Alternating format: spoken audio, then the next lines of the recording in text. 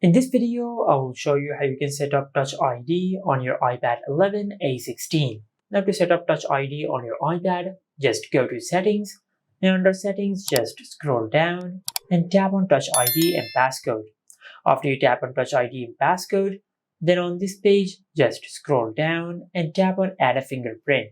Now just place your finger on the fingerprint sensor, and once this animation continues, then just lift your finger off the fingerprint sensor. Now just repeat this process until you register your fingerprint, just like that. Now just select OK.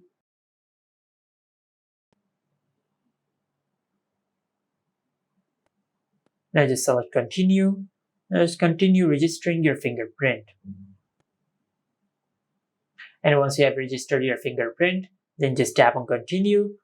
Now, if you have not set a lock screen passcode for your iPad, it will ask you to set a lock screen passcode. So just create a lock screen passcode. If you have not created one yet, then select Use Anyway.